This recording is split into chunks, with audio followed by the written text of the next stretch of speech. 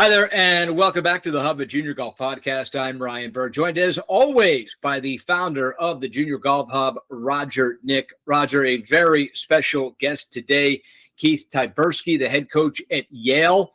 I'll tell you, I got a lot of Ivy League questions compared to some of the other coaches we've had. I'll be very curious because the reality, even though there have been very few Ivy League players that have made it to the tour, these Ivy Leagues are getting great players, Roger, but they're kind of signing that dotted line knowing that there's going to be life after golf, better than golf.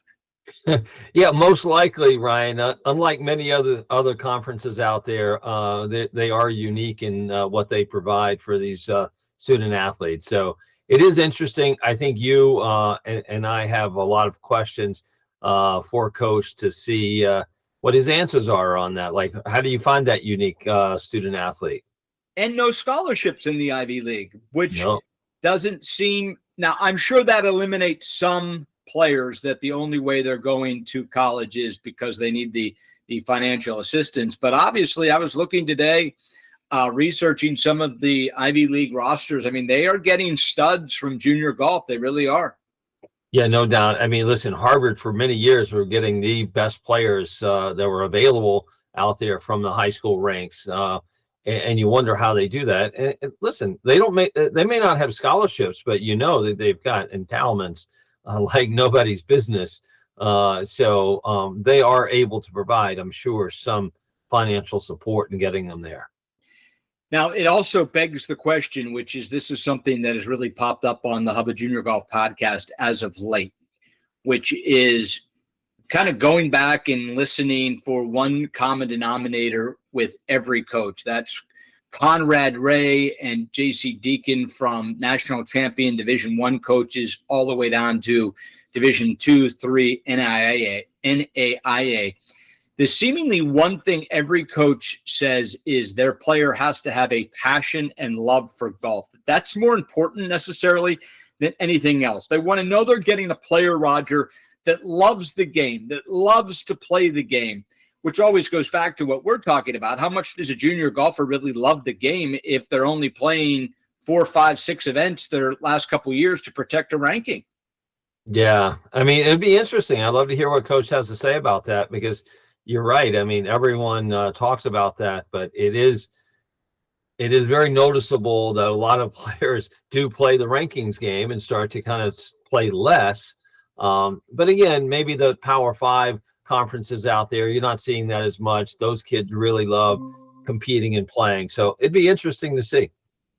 Well, we will find out right now, won't we? We welcome in the head coach of Yale, Keith Tyburski, who's had a decorated coaching career. Coach, first of all, thanks so much for joining Roger and I on the Hub of Junior Golf podcast. Thanks for having me, guys. Pleasure to be here. First question, and certainly the Hub of Junior Golf podcast is growing by leaps and bounds. And the beauty of this podcast for all of our expanded listeners in the junior golf game in men's and women's golf is we do have incredible diversity. We have Conrad Ray and J.C. Deacon, who have both won national championships at the Division I level in the last couple of years, all the way down to NAIA. And, part of our deal is we want all the junior golf families and players to understand that, no, not everyone can go to Florida and Stanford. In fact, very few, a percentage, will be able to go to those two schools and all the way down the line. But there is, if you're good enough and passionate about the game and work hard enough and you can get good enough at the game, there is a spot for everyone. Coach, you are our first Ivy League coach, so I just want to start with that. What do you think the biggest advantage is from recruiting from the Ivy League and the biggest disadvantage? Yeah, so I think that, our main selling points are obviously the academic rigor and prestige that come with our institutions.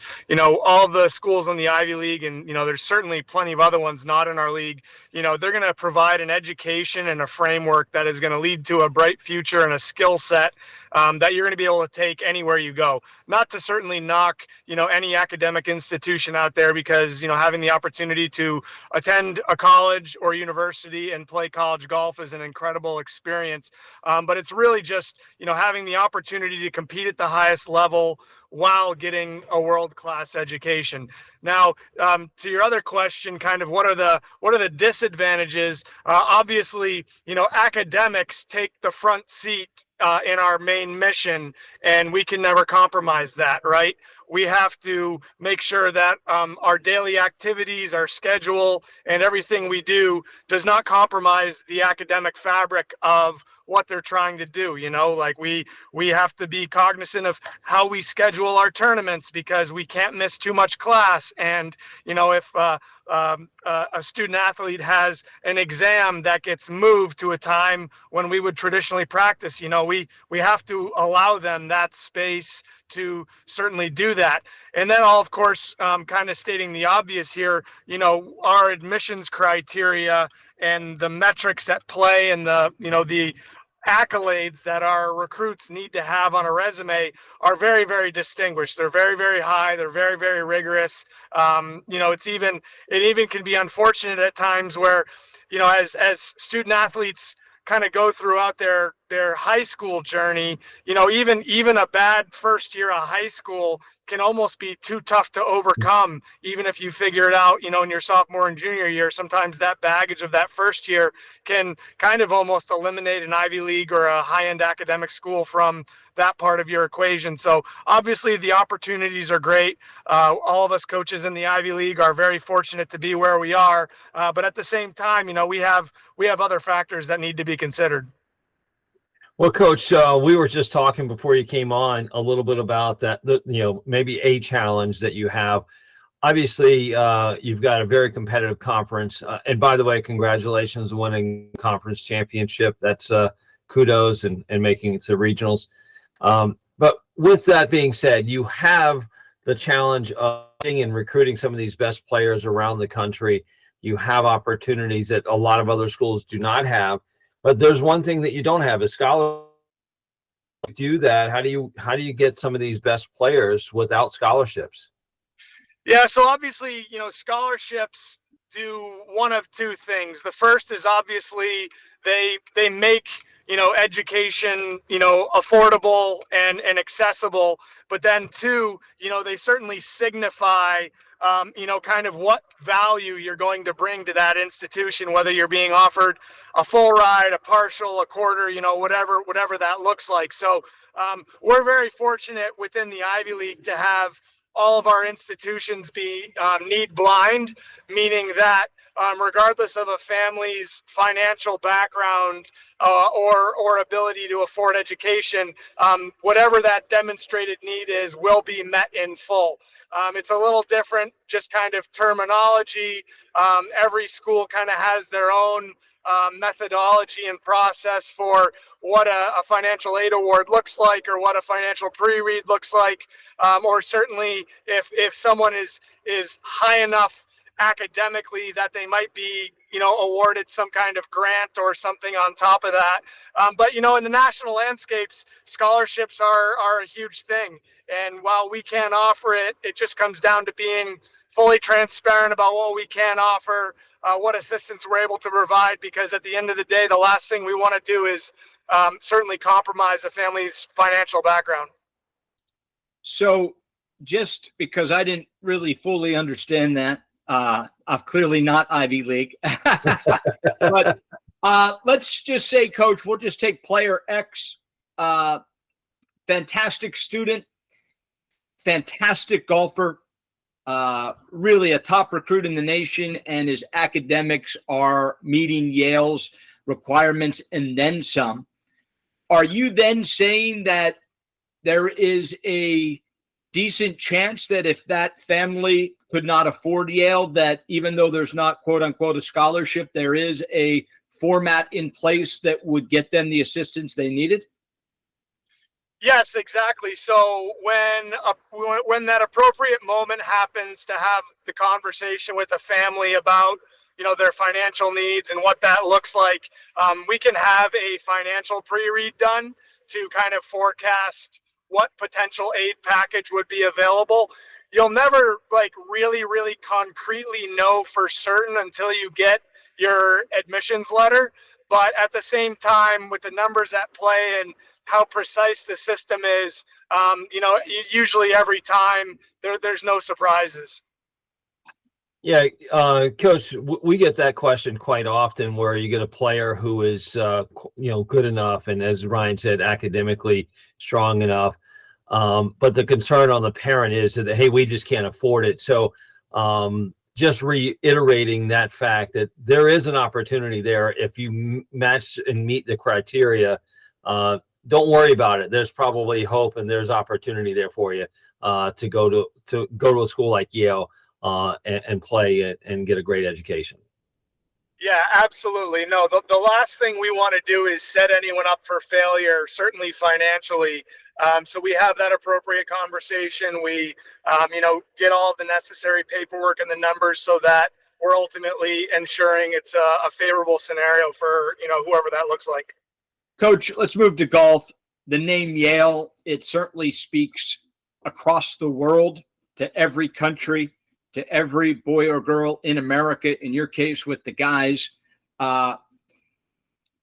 When you start your recruiting process, it's easy to obtain the golf scores through, the various different ways you can find out how a boy is playing, a junior golfer is playing golf. It's easy to find out if they are a good enough player to be considered at Yale. Knowing that the academics are such a huge part of whether or not they could play at Yale, boy, that seems like a lengthy process where you're starting to look at players because they're good enough golf. But I mean, there's really no way without asking them what kind of student they are. What is your process to start your recruiting, and how do you even know if they're academically sound enough to even spend the time to look at, even if they're good enough golf-wise? Yeah, that's a great point. When, we're analyzing recruits and certainly looking at prospective student athletes that have reached out to us, we look at academics first. Because if you don't have the academics, regardless of, what your scoring average is or your national rank or anything like that, it's all kind of meaningless. So, looking at the academics right off the bat lets us know, all right, are you kind of, where we need you to be academically? Do you have some work to do? Or candidly, is it not a realistic thing that you're going to be able to attain? So it is a bit of a challenging process, especially, in today's recruiting landscape where it seems like everything's getting earlier and earlier. You look at, we're just a couple weeks past June 15th, the first opportunity that coaches can initiate outreach. And at that moment in time, a prospective student athlete's only halfway done with their high school career. So it's not that their story is necessarily completely written as to whether or not they're going to be a viable recruit, but so much is left unknown. And that's where our timeline gets pushed back a little further until we can get one, and in most cases, 2 semesters of your junior year transcript available to be able to even have a formal pre-read process, which for most Ivy League institutions, you're not allowed to do that until July 1st after their junior year. So our process is a little bit different. It is a little bit more complex, but it's ultimately guarded on, one, obviously making sure that the prospect has a solid chance of being admitted, but then 2, making sure that when they get to our institutions, that they're set up to succeed academically and, won't be in over their head or anything like that. Yeah, Coach, with that information is really important. I know one of the things that we've tried to do, as you may know, we've created a junior golf hub where athletes can create profiles and put in their pertinent information, like their academic record, obviously what their tournament scores are and so forth. But has that been any help to you, where you see a young athlete, they've got their academics in there, they've kind of shown interest in Yale? Is something like that helpful to a coach like yourself in an Ivy League situation? Yes, absolutely. The more that they can include their, raw unweighted grade point average, their current test scores. I can't speak for, every institution in our league, but a lot of high-end academic schools are now going back towards standardized testing being required. So it's important that, the recruits do their homework on each institution's, policies and things like that. Because obviously, if you get to a moment in the career where they need testing and you don't have it, then not only do you need to get one on the books, but if that first go around, doesn't go kind of as planned, then you have enough time to prepare and schedule another one to try to get your scores up. But like I said early on, the fact that, we need the academic components, we need that information right up in front, right from the get-go, in order to, establish whether or not, someone's a viable recruit for us. Coach, we've talked about some of the hurdles and obstacles that you have at Yale. Have to wait a little bit longer. Obviously, the student athlete has to absolutely be a superstar in the classroom as well on the golf course. With all that said, let's get back to the name on the jersey and the hat, Yale. It speaks for itself just in the name. Give us an idea, give our junior golf audience an idea of, in a calendar year, of a player. So right now, obviously, the new class that will be coming in August or September is the class of 2024. In a high school class, how many emails, how many inquiries will you receive around the world trying for the prospective junior golfer to put his name on your radar? I would say that we receive anywhere from 300 to 400 inquiries on an annual basis. So there's a lot of email traffic. It is, probably at one of its most chaotic moments right now, given that, the 25s are getting their junior year transcripts and mapping out their summer tournament schedules. And now that communication can be initiated by the 26s, they're hoping to jump on schools' radars. And even in the 27s and 28s, now that, resumes are starting to be established competitively and interest is starting to kind of, boil itself down, we get a large volume of recruiting inquiries annually, for sure. Yeah, Coach, with your roster makeup now, and I see that you've got a fairly young roster. You got some really, like I said, some players there. New coach, new situation, wanting to win. You're winning early. How do you perceive the portal for you and Yale as a coach there and wanting to continue your success? Yeah, the portal is obviously an ever-changing landscape for all coaches across all sports. High academically engineered institutions are a little bit more insulated, we'll call it, from kind of the vulnerabilities of the portal, just because our student athletes aren't just looking for, a pure golf opportunity and a degree to go with it. They want high-end academics. And so you don't see as much, kind of coming and going from the portal in our realm. It's certainly not to say that it doesn't happen or we're not all kind of keeping our ear on the pulse of what could be going on. But at the end of the day, students are choosing schools like ours and other, great academic institutions because they want that partnership of high-end athletics with high-end academics. And it's not like they're just looking for their best competitive opportunity in any capacity. Yeah, on that note, let's say a young player comes in, or he goes to another school. His first choice was to come to Yale, but he didn't get in. He goes to another school. He has a great year, his freshman year, does well academically, gets grades up, golf score gets better, has a year under his belt. How is that viewed from a coach's perspective or your perspective? So if obviously during that, example, the prospect, applied and was denied admission, if they were looking to transfer per se, they're going to have to submit all of that high school information again anyway. So it's not like it is completely, it's not like they start fresh once they enter college. All of that stuff's going to carry with them. And obviously without, kind of having the inside track on, why a prospective application was denied. You don't know, was it really, really close? Was it, a long shot? Like we don't really know. And so obviously if a student is looking to make the move to go from one school into ours or any Ivy League school, they're going to have to probably be, already kind of right on the edge of being a strong application for, whatever reason why it didn't work out, who knows again. But the academics during that, any years of college are going to need to be, almost flawless.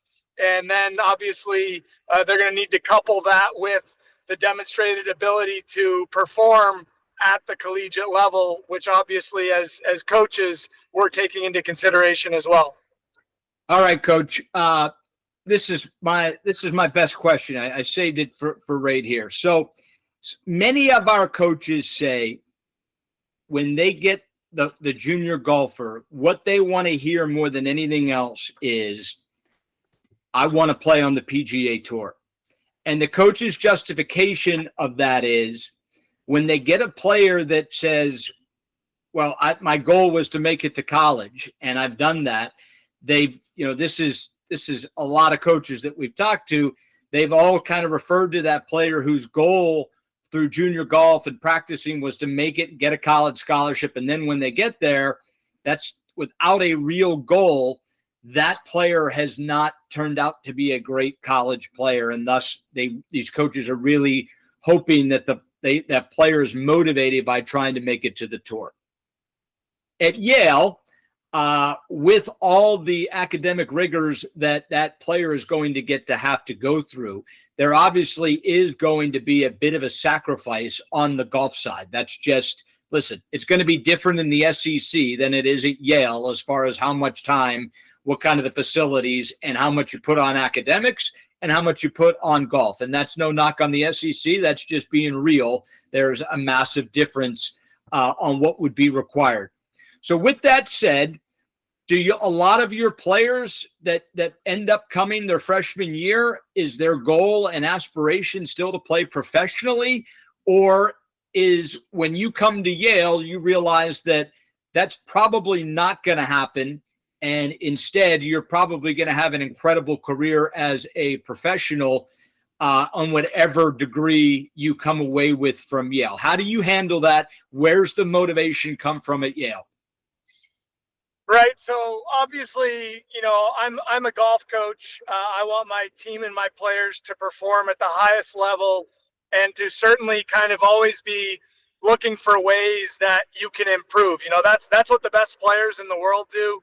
They never get complacent. They're always trying to figure out ways they can improve, even if it's one very, very small thing. And so that mindset is very, very important. But for me to only kind of broadcast or advertise, I'm only looking for guys that, want to play on the PGA Tour, I don't really think that's fair, because ultimately, if you're considering an Ivy League institution, while it's certainly admirable and we have plenty of players that have, the ambition and drive to want to play professionally, it's ultimately about setting you up for whatever comes in life. Whether it's obviously playing on the PGA Tour or wanting to start your professional career. Like me as a coach and our institutions, we want to set you up for whatever it is that you want to accomplish. And while making it to the PGA Tour might be a goal, we just want to make sure that as your time as a student athlete is present, that you're devoting yourself fully to everything that you're engaging yourself in. So always being the best version of yourself when you're practicing and preparing for tournaments and practices and that kind of thing, but also being devout in your studies. A lot of our players, they want to set themselves up for, a professional career afterwards. And so they're spending the majority of their summers, doing internships or setting their resume up for success to do whatever it is that they, have that ambition and drive to. And so it's certainly understandable how, we can want individuals to want to have that mindset of I'm going to play on tour, because that kind of sets the precedent that they're always looking to, develop and grow their game. But the reality is if you want to challenge yourself academically to prepare yourself for the skills to do things more than just golf, then there needs to be a healthy balance in providing that opportunity. So regardless of whether or not a player has dreams of playing on tour or starting their career after college, we want to equip them with the tools and skills necessary to be successful at whatever they do. Coach, you've got a big job in getting the players in there to play. Lots of questions, I'm sure that you hear all the time. But one of the questions, or the questions that we hear quite often, is, what's a day in the life look like there? What if I go to Yale, I'm there, I want to have this great experience. What's that look like? Yeah, so a big differentiator in the response to that is going to be, are we in season or are we out of season? Obviously, when we're out of season, there's a lot more free time. We predominantly just have some light practices and are focusing just on workouts that, only requires a smaller time commitment. But, when we're in season and we're competing and practicing, in our 20-hour segment under NCAA guidelines, you're waking up, early in the morning, you're taking, 2 or 3, sometimes 3 classes.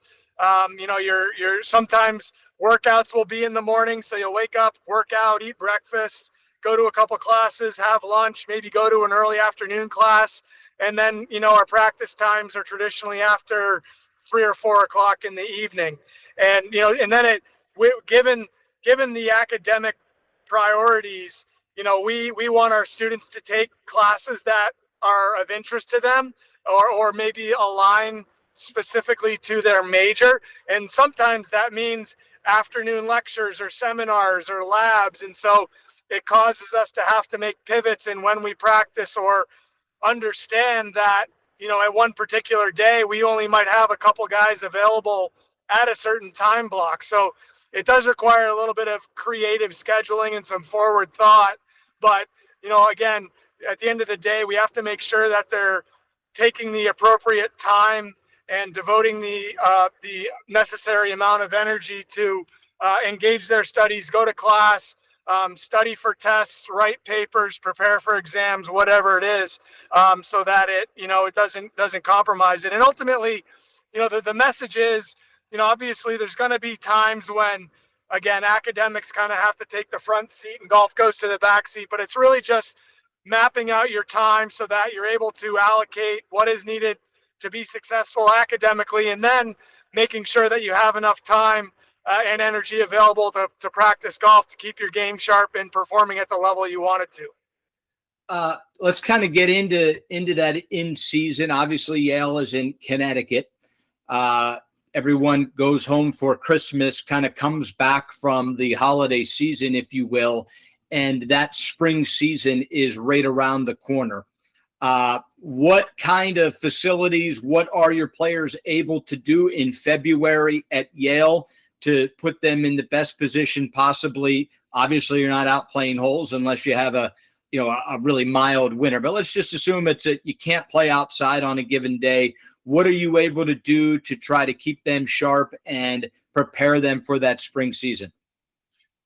One of the big changes in the landscape, it has been just the advent of technology with various launch monitors and, putting platforms and things like that. Like I grew up in upstate New York, and when I was a junior golfer and even spending my, holiday breaks back home, you were considered ahead of the game if you had a clunky tripod mounted camcorder and were even able to, get a video of your swing with, smartphones and tablets and golf launch monitors and indoor facilities becoming a lot more common. You're able to stay sharp and stay on top of your game.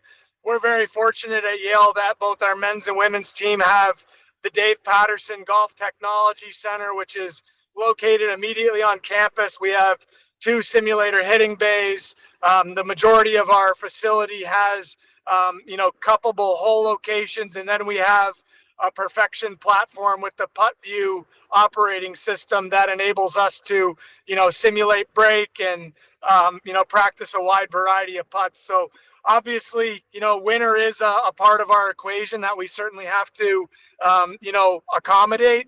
But given the restrictions of that, given our facilities, we're able to navigate it and prepare for our spring season, as best as we possibly can. Coach, as we always do on this show, we ask our coaches what are their 3 biggest things they look for in a student or prospective student athlete. So what are your keys or your 3 things that you look for in your student athletes that you're recruiting in? What skills that they need to possess?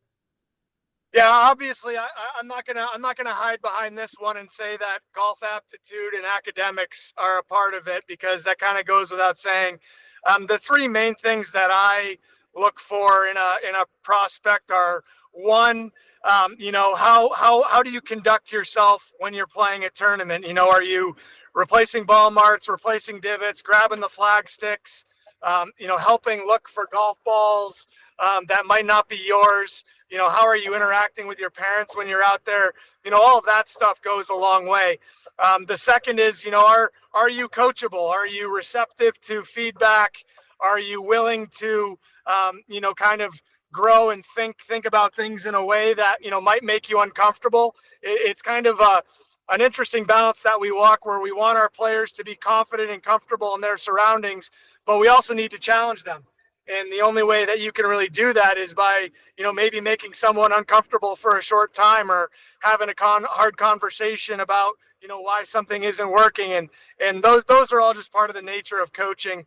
And then the last one is, just kind of, what kind of teammate are you going to be? College golf is a true team environment. We might be individuals out there, but we're playing for a team score. And so, how can you, make decisions in your course management, or your game plan, or just things like that to, minimize doubles and just play for bogey, or instead of trying to hit the heroic shot, through a small window in the trees, like punch out sideways and just try to, make par, or, worse than bogey.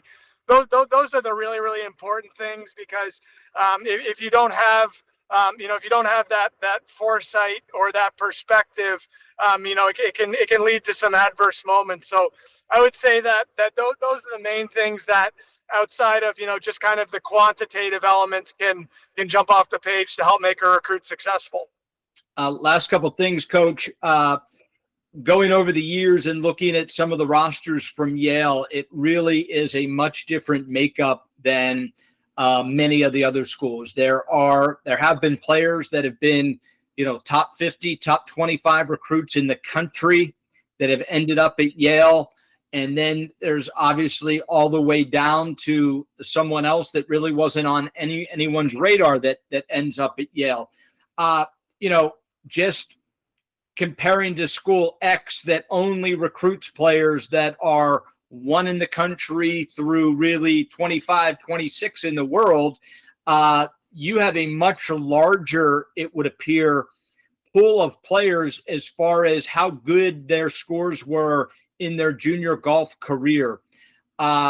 Is that accurate? And if so, how do you manage that worldwide of players that are kind of at all different levels coming out of junior golf? Yeah, obviously, rankings are helpful. They're certainly an indicator, but they don't tell the full story. And obviously, especially given the academic considerations for the benchmarks that need to be met, it's not always, we don't have the luxury of going down and starting with, recruit number 1 in the country and going down the list and making offers and trying to get kids there, because they might not have the academic accolades to, make them a successful recruit. So obviously we want to attract the highest talent that we can, but I think there's something to be said for being familiar enough with a recruit to know that their best golf might be ahead of them and that they're kind of trending upward. Just because, sometimes, and, I've been coaching for 15 years now, sometimes, the way that the rankings are populated, they might have played really, really well recently, but they still have some bad finishes from the year before that they're kind of carrying that baggage around, and others, might just have a cleaner body of work. So it's never really set to say that like rankings are kind of the ultimate deciding factor, and then you layer that with the academic component, and sometimes it can kind of be I guess the best word I could say is a little misleading, how there can be one that is ranked so good and one that is ranked so bad. But it's really, there's no bad ranking per se. I shouldn't have said it like that, but at the same time, everyone's kind of at a different place in their journey. Their resumes may or may not be indicative of, the kind of player that they are.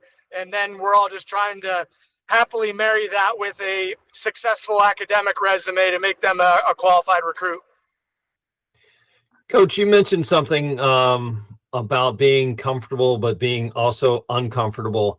And this would be my last question for you, but how do you help those players that are there kind of have accountability to their development, that they're stretching their golf skills, maybe their mental skills? How are you assessing that to know that they're actually at that fine moment or fine line of being comfortable, but stretching and getting better? What do you do? How do you help them with that? I mean, I think it all comes down to just really, really over communicating cause and effect. At the end of the day, if you can hit every shot in the bag and execute it, whenever you need to, whether it's a low draw, a high fade, a straight ball, can you use every club around the greens to your benefit instead of just grabbing, your highest lofted club and figuring it out? Like that's how you develop as a player. And really, the other thing that I think lends itself towards being successful is simply, kind of establishing where we are and where we want to go, both as a team and individually, setting consistent goals. What do you want to accomplish this year?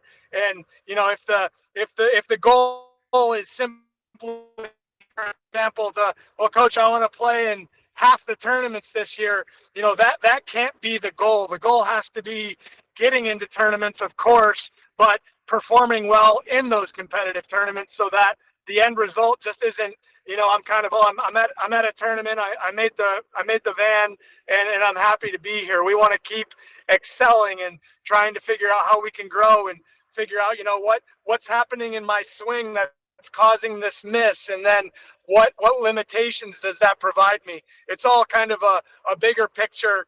It has to do with, certainly your mental perception, analyzing strengths and weaknesses, and then just having honest conversations about, what your goals are, what you want to accomplish, and then monitoring those as time goes along.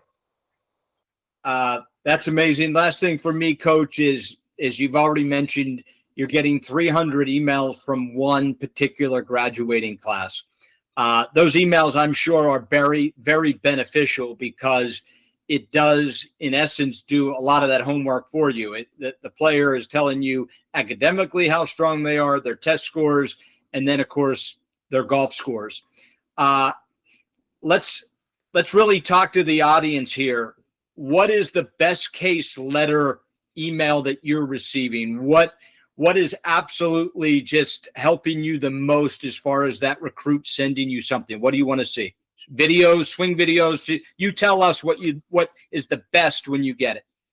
Yeah, so I always say it's another interesting balance where recruit wants to take that opportunity to give an in-depth view of who they are, what they're capable of, what their strengths are, what their weaknesses are. I always say less is more. So in the email, put your full name, your hometown, where you go to high school, and what your graduating class is in the subject. Sometimes it can get, if a recruit doesn't really, they just say their age, we might not know what class they're in, and that could dictate, what response, if any, we can give them. So that's important to put in the subject line. Always keeping emails on the same thread is also very important. If we have to go searching back for a past communication, and it can be a little tough to find.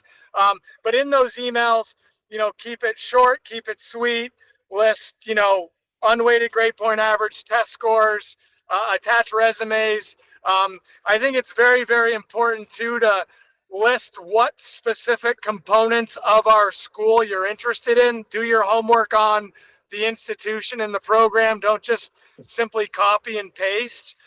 Just because sometimes I'll inadvertently have an email addressed to me or sent to me that is addressed to another coach in my league or elsewhere, and that's a tough look. But then just being very, very precise as to why you're interested in Yale or another school. What positive components come to mind that bring it to the top of the pile. And then swing videos are great.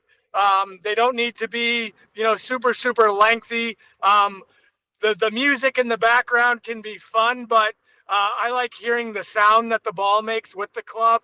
In addition to having the video, it doesn't need to be slow motion and be a 8 or 9 minute video. It can keep it under 30, 45 seconds, certainly a minute. It does not need to be this elaborate thing that someone's taken a considerable amount of time to compile together. But like I said, just keeping it short and sweet, mentioning the qualifications, attaching all relative academic information, resumes, references. On the resumes, don't just put your best finishes. Include everything, because we can find everything. So I think it's important to I think it's critically important to just kind of even if it's not a result you're proud of, put it out there, because it helps show us how you might have bounced back from a poor result and things like that. And always include not just scores in relation to par, include the numbers. But all that stuff can go on the resume, but in the body of the email, kind of keep it short and sweet, and list all of your contact and personal information. Well, Coach, thank you so much for coming on the podcast. We hammered you pretty hard today. A lot of questions, a lot of great answers. Continued success. Enjoy the summer a little bit, and we'll look forward to hearing more from you guys and the team in the fall. Thanks a lot for having me, guys. It's been a pleasure. Good luck with everything. I look forward to being in touch soon. You got it. Thanks, Keith. Have a good one. All right. Yeah, All you too. Bye-bye. Well, Roger, I'll venture to say that analytically, this will be one of the most listened to and downloaded podcasts. I just that thing was information driven from start to finish, and a real blueprint of how to play golf at Yale or in the Ivy League was provided. I mean, it was I probably learned more in that particular podcast than any, just because I wasn't super informed on the Ivy, and I feel like now we are. But I would start by saying, this is not a plug. This is just a reality. When you're getting that amount of interest from a Yale, a Harvard, a Penn, etc., man, if you can do some of the work for the coach, it makes your chances a lot better. And the hub does all of that for you. Like, I can't emphasize enough how important it is to get your profile on the hub updated, because like the coach just said, when they can go on the hub and find all that information, I mean, it's like birdieing your first 3 holes. I mean, it is a massive advantage that you are starting off when you have your hub profile done before the recruiting starts. Yeah, I mean, he just laid it out for us, right? I mean, he really did. I mean, he's going to, if you just listen to that and go, if I'm going to create my profile, I'm going to make sure I include my academic workload. What am I doing? Where I'm at? Because if I'm a freshman, even if let's call it an 8th grade, I'm in middle school and I'm playing competitive tournaments, I want to create my profile. I want to make sure that my academic record shows what I'm doing, right? Because these coaches like him are going to look at this and go, okay, well, what kind of academic trajectory is he on, right? Or she is on, right? So it's already going to put them in the queue of going, this is a good student, good player. Let me just keep watching. And if that player and, parents keep putting that information on the hub, it's a no-brainer. He's got everything he's looking for, or she has everything they're looking for a player. So super important. He gave us great information. Wouldn't think anything less than from an Ivy League coach, right? Yeah. I'll tell you, Roger, I can't tell you how proud I am of this podcast. It was just this morning I woke up and someone contacted me via Twitter or X or whatever it's called now. I've never met this person. I've never heard of this person, and their son just verbal to a school in Colorado. And it was a thank you reach out because of how much they've learned listening to the podcast. And sometimes we do them every week, and you lose, at least I lose sometimes, forget how valuable to the person that I can't see that is listening and watching these. And when someone randomly out of the blue took the time to say this podcast helped their son play college golf, man, I mean, that's a pretty big deal. And it certainly validates what you and I are doing. Yeah, it definitely feels good. I had a very similar situation last night where I was talking with a parent, and I think we take for granted what we know, and because we've been involved in this for so long, and you assume the parent or the player knows more than they know because you hear we're just around it so often, right? And it really took me back when this parent said, well, she just didn't get it, right? I mean, it's not that she didn't get it. It's so overwhelming. And all they're looking for is help. They're looking for a trusted resource to go, okay, help me through this. Help my son or my daughter through this. This really matters to us as a family, right? It's not just about the player. It's a family thing that's happening here. And it feels good when you hear those things, right? Hey, thank you for putting that together. Thank you for doing the essentials guide. I got, the checklist. I was able to follow that. Did I know everything? No, but did it help me? Yes. And then having, like Rick Dowling at the hub, who's the GM there, who fields calls all day long and answers a lot of questions in this. And, so it really is important to me and to all our team, to you, how this podcast has come together and getting this information out there. So it definitely feels good. And, kudos, Ryan. Good job. Well done. No, we're just getting started. So for sure, go immediately. Do it for your son. Help your son or daughter get their profile done. JuniorGolfHub.com. Get it done. It could be the difference between whether they end up at Yale or somewhere else. It really is that important that you get that done. So also want to kudos and a shout out to Michael Nick. None of this is possible without him. The guests, the coaches, the production. It couldn't be done without him. He is absolutely the star of this program behind the scenes. So for Michael and Roger, I'm Brian Burr. We'll see you back here next week on the Hub of Junior Golf Podcast.